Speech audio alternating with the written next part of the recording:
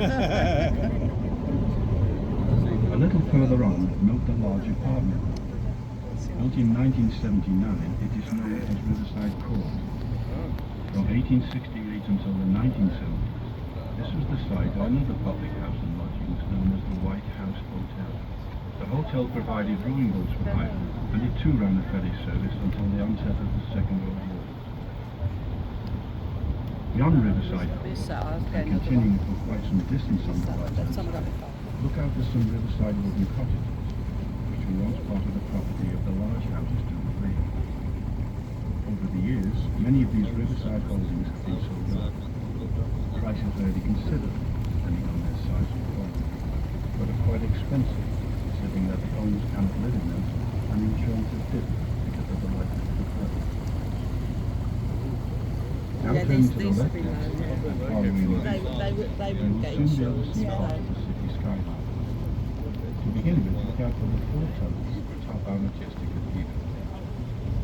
Originally, this was the site of a 7th century Saxon minster, but following the arrival of William the Conqueror in the 11th century, the first Norman Earl of Chester, Hugh d'Avranches, authorised the building of an abbey in 1092. In 1540, along came Henry VIII, and in order to divorce his first wife, Catherine of Aragon, he split with the Church of Rome and made himself head of the newly formed Church of Rome. From this point on, Chester Abbey became its cathedral. In 1992, Chester celebrated its 900th anniversary, first as an abbey and then as a cathedral. Queen Elizabeth II herself joined Chester's celebrations by granting the ordinary status of the city in recognition of its historical importance. Since 1228 we had a mayor, now we have a lord mayor. Just to the left of the cathedral, note the tall pointed tower standing high above Chester's Town Hall, seat of local government since it was built in 1869. Very much in the style of a French chateau, but surprisingly designed by a young Irishman, William Neville Belfast, when only 29 years of age. Still on the left-hand side, but sweeping well to the right, you will notice tall chimneys. This is Chester's Lead Shot Tower. Otherwise known as musket balls, primarily for use as ammunition and the bombing of rifles. Although a number of such towers were built at this time, Chester's Tower remains not only as the oldest of the three remaining towers in the UK, but as a reminder of its spire. Returning once more to the right, one can't help but notice the large cotton building set back in the trees. It was known as Walmore Hill, and was originally built to the final plan of a very famous Chester Victorian by the name of John Doe. He was responsible for more than 400 buildings around the city, and are particularly noted for their splendid chimneys, some resembling sticks of barge. By far his most famous piece of work is the marvellous wartime framework supporting Chester's beautiful project by the east, assembling Chester around the world. Building work started on Walmore Hill in 1898, but unfortunately it was still not. You can't park there, mate. Car wash. This particular stretch of the road is known as Deep Forward, and was the site of a rolling trail built in the 1st century AD. It's quite shallow here even today, and it's still possible to walk across this point without getting one's hair wet. He's an idiot. Now in view on the right-hand side is a splendid 19th century Queen building with a red roof. Once the residence of a wealthy Victorian family, it is now divided into self-contained apartments.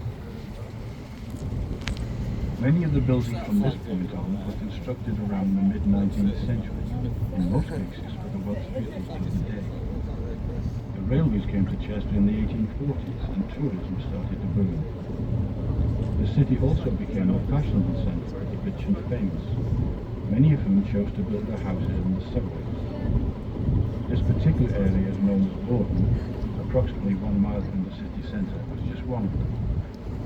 Today, many of the buildings have been split into apartments or taken over by various business concerns. This suburb was also very significant 2,000 years ago. The Romans of the day discovered natural water springs in the vicinity and pumped their supplies into the city by means of lead pipes and an aqueduct. Our modern city today tunnels August supplied in this same area. Shortly coming into view on the right-hand side, and standing out very prominently, is the lovely Church of St. Paul. Although initially built in 1830, it was comprehensively restored in 1876 by that same Victorian architect, John Douglas. Between the church and the buildings below is a small lane known as Barbadell Hill. Today, the lane is not visible from this view, but in medieval times it ran all the way down to the river's edge. To explain this strange name, one has to go back to that era and the track story. Ladies, under suspicion, were brought here, tied into a barrel, and then rolled down the hill into the river. Should the lady subsequently drown, then she would be deemed innocent, already on her way to should she survive, You died, but you're innocent. transferred to the place of execution. But you're on your way to heaven, so that's all right. Just a little distance beyond the church, look out for an overgrown and cultivated area known as Hangman's Hill. This was the place where such executions were carried out. A little known fact is that 15% of those executed were actually men. It is still consecrated land and is unlikely to be built upon in the foreseeable future. From the 13th to the 17th century, some 300,000 unfortunates suffered similar deaths throughout Europe. The last such trials in England were in 1712. For many years this was also the site of more general public executions, the last one being in 1801, when John Clare, a young man in his 20s, was convicted of stealing and brought here in chains to await hanging. Having escaped from custody, he then drowned trying to swim across the river to South. Nonetheless, he was dragged from the river and hanged anyway. The ongoing process took well over an hour and caused such revulsion that public executions on this spot stopped forthwith. However, they still continued elsewhere in the city until 1866, and in Britain as a whole stopped completely 2 years later in 1868. Just ahead on the right-hand side, and partially hidden by the huge trees, look out for the very tall red brick building in appearance just like a fairy tale castle. This was once the home of the author Thomas Hughes, who amongst other literary works wrote Tom Brown's School Days. Published in 1856, it recounted some of his experiences at Rugby School. As a member of the legal profession, he moved to Chester in 1882 as a county court judge, and had this beautiful mansion built overlooking the river, where he lived until his death in 1896. Buffington House was named after the town in Berkshire, where he was born in 1822. Now look out for what appear to be some lovely Georgian buildings on the right-hand side, known as the Terrace, who are actually Victorians. Diva was the name given to the city 2,000 years ago in honour of the Celtic goddess of this very same melody on which you are now sailing. We now come to Grosvenor Park on the right-hand side. This 20-acre plot of land was given to the people of Chester in the 1860s by Richard Grosvenor, the second Marquess of Westminster. I'm sure that many of you would be surprised to know that the very first public park in the world was laid out in Birkenhead, a town north of here just across the river Mersey from Liverpool.